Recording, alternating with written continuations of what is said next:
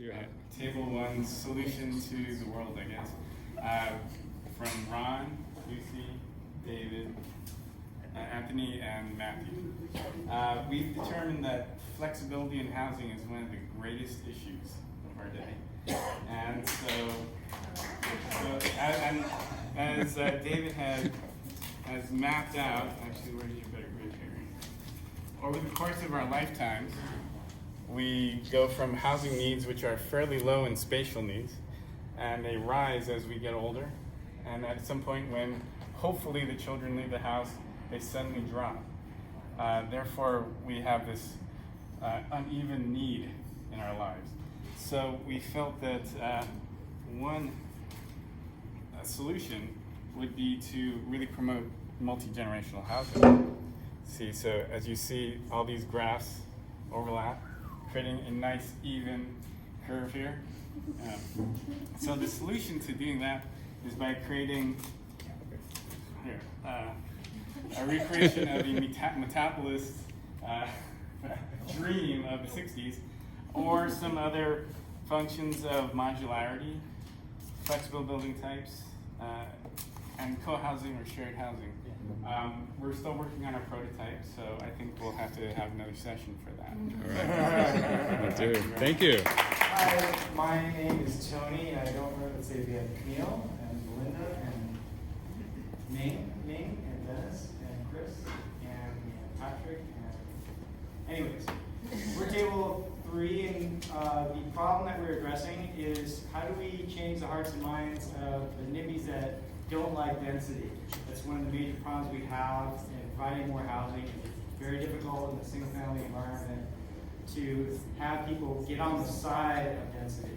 And so our proposal is to create a nonprofit or a consulting firm that's going to allow cities to, or help cities implement a new policy of giving bribes to the single-family owners. That's how we win the hearts and minds. So we want to have a density dividend, so that if you are a homeowner, a single-family homeowner, next to a property or down the street from a property that's increasing in density with either a fourplex or even an ADU or a high-rise apartment building, the added value generated by that property, the developer will pay into, or the owners of that property will pay into a municipal fee, a municipal fund, much like Berkeley's earthquake fund, that will then get distributed with distance. So the closer you are to the density improvement, you'll get a higher direct payment from the construction of that project, and that payment will stay with that property until that owner sells,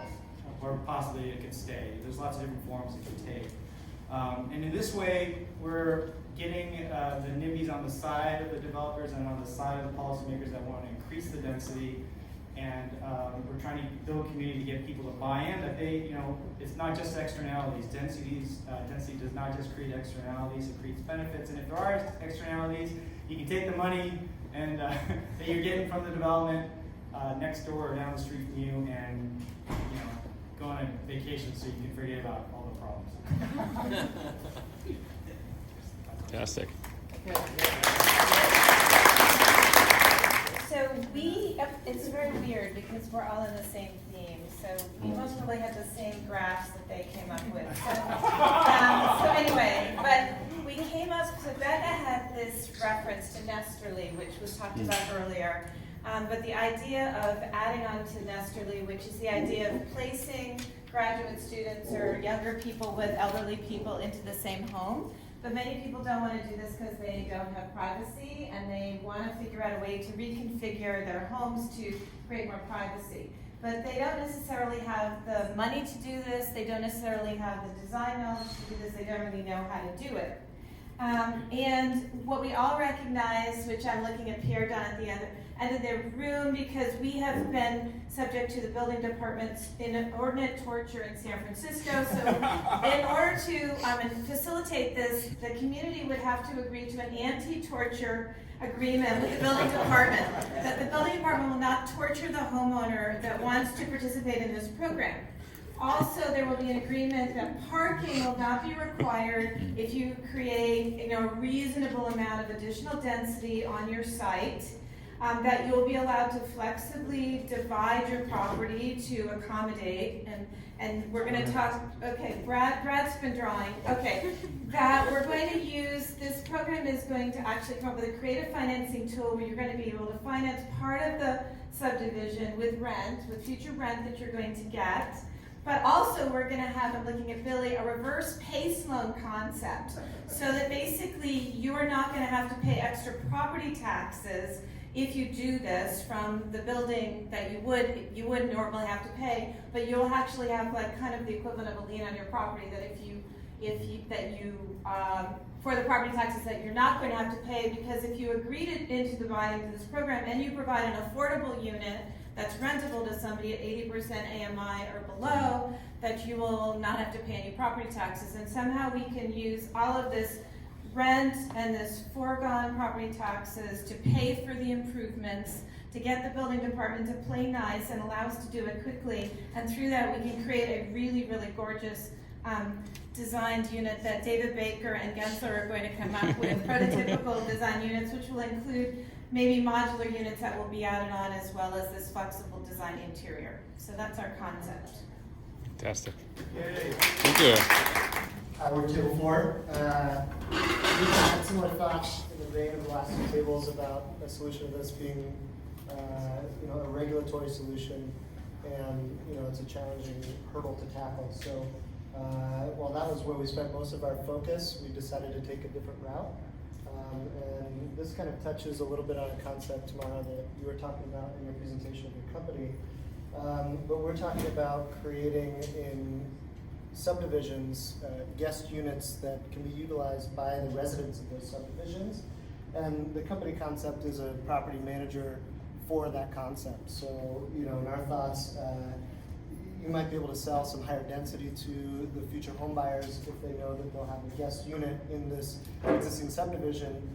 The challenge with putting that in place is, who in the HOA is going to, try to get the job of changing the sheets and taking out the garbage and cleaning the dishes. And so this is our concept that would, provide some certainty to the developer, where we could say we'll buy these units that maybe are your low premium units, the train tracks or somewhere where you're uncertain that you're going to sell them to begin with, knowing that we'll be able to get some kind of a certain rental stream from the homeowners that buy in the communities.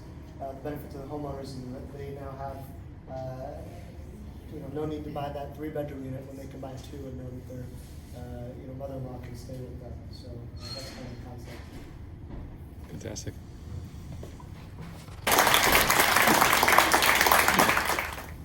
Hi, table 5, I'm Wes, this is Brian, Zach, Kimberly, Laura, Linnea, Daphne, and Sean. Similar to a lot of others, but our venture is to match a mixed-use urban infill development project with businesses, and we were talking about organic vertical farms, markets, stuff that people actually need, in a denser building. And density, we were talking about, it's not a bad thing.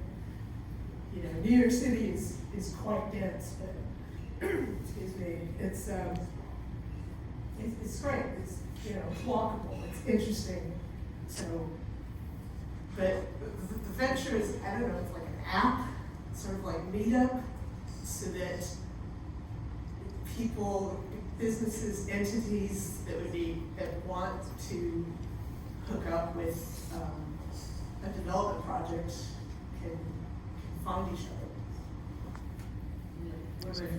We started with outlying golf courses. It's a good pivot. We're also addressing the constipated process of what happens here if a development wants to move forward. So we're trying to address the issue of the developer, Zach, who could be very mistrusted entity here, with some transparency. And I come from the food industry where we have organic certification.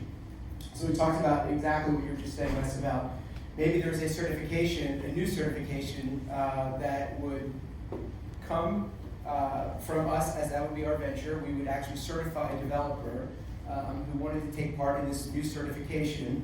And with that, they would address 4 or 5 issues within the community. They're going to address homelessness, they're going to address youth, something that's going to support the youth, entrepreneurship in the community, and safety. The city will, if they decide to go with this new certification, will then push through the process their design review and all of the other issues that take quite a bit of time. So we're looking for efficiencies from the city to help the developer, and then the developer is then helping the community by becoming, for lack of a better term, organically certified within that community. And that can mean exactly all the things that I said. So we're trying to, everybody's happy. Awesome. Hey, thank you. Hi everyone, my name is Maya, and we have Tamara, Karen, and Emily, and we had Pamela for a while, and Bill with the City of Oakland, we have to leave a little early. So we're going to create Uber for homes. So when you go into an Uber, it's non-committal, you go to the destination you want to be, you get out of the car and the relationship is over. What if we could do this for homes? So if we have flexible homes, 2 of the groups earlier touched on that. So if a home can be built to be, say, 5-bedroom or 1-bedroom or a quarter of a bedroom, maybe not a quarter, but if you have a 5-bedroom home and for some reason you need to rent out 3 rooms or 2 rooms or 1 room of it, but you don't want to have any interaction with your tenants, that would be so much easier. You don't need to talk to them ever. If you don't want to, they don't need to share your private space or your public space or anything, or your garden, anything. It would be so much easier. It's like an Uber. You have an app. You decide how much interaction you want to have based on the app, what their preferences are, loud music, parties, food that has strong smell or anything. And you decide how to pick your tenant based on that. The tenant doesn't need to know you at all, and you don't need to know the tenant. You might not even be living in the house. They wouldn't know if you're a tenant or a landlord. This way, you're much safer if there's a disagreement. You want to kick them out for some reason. And what if your home could expand or contract, depending on that? Well, not physically, but say flexible walls and separate entrances. So your tenant has a totally separate entrance. It can also be used as an exit, fire exit for safety reasons. But you basically have complete privacy, and your tenant has complete privacy. With this kind of home and app, where you have anonymity, built-in rules, and complete privacy, or you choose whether to have privacy. You can have a shared living room, or you can have a private living room, depending on how you want to do it. This could probably open up the market for homes a little bit more. I personally wouldn't want to share my living room with a stranger, but some people might want to do so. If I could share it or not share it, then I would probably be open to renting out one of my rooms. So it's about design probably from the start, or going into a house that's already designed and redesigning it, and making it flexible. For this, we probably would need government support or city support to be able to have flexible rentals, also flexible space, and to allow flexible ownership as well. This could also solve some of the temporary homeless problem, because if somebody needs a temporary space for, say, $500, it's much easier to rent if we have this kind of arrangement. Or if somebody loses their job and has a 3-bedroom house, they could easily rent out 2 bedrooms. This way, they can solve their temporary problem instead of losing their house. So there are a lot of potential benefits to having this kind of arrangement, both for cities and for owners and for tenants. Thank you. Fantastic. Alright, so we are gonna solve for housing supply. We talked about a bunch of different problems, and we saw that starting to solve for shortage supply of housing might be, you know, a good place to start. So basically, we want to make, to create an easier venue for ownership for houses. We believe in the ownership in this case because by being a house owner, you kind of are more bound to take care of your property, to be part of a neighborhood and creating something a little bit less transient than what you see, for example, in San Francisco with all these people kind of coming and going all the time. But sometimes it's a little difficult. There's issues with the process and getting permits. There's issues in getting, you know, architects and getting an engineer to support for your house. And there's like a whole, like finding an area in the first place to start building. So we kind of want to connect city, the landowners, the actual house owner, to, you know, it's the end user of our product, and also working with prefab companies to create a certain type of model of prefab housing that can fit into this service that we're thinking about. Everybody jump in, please, don't let me hear. We are thinking of a service that creates an incentivizing, like for tax reasons, for landowners to work with the city so that they can provide, like maybe fraction their properties differently or provide like different system of housing that look into a little bit less than single family, but more like multi-tenant housing. So we're thinking of starting with 3-family housing complexes because we have a problem of densification. I mean, we need to densify a little bit, not extremely so, but a little bit. And that's kind of put together the city and the landowner. But how is that done? The permitting process is actually quite long. So if we start thinking about a prefab housing for this specific situations, that it's kind of pre-approved in a way so that the permitting cycle can be faster. That might make the process cheaper and faster for the owners, but also for the city in a way to, you know, they know what they're getting into, so they're a little bit more lenient on the permitting service. And then the prefab company actually gets a product out of it as well, so everybody kind of gets their own part in the system and they can collaborate together to have a better outcome for everybody. Is that it? Great.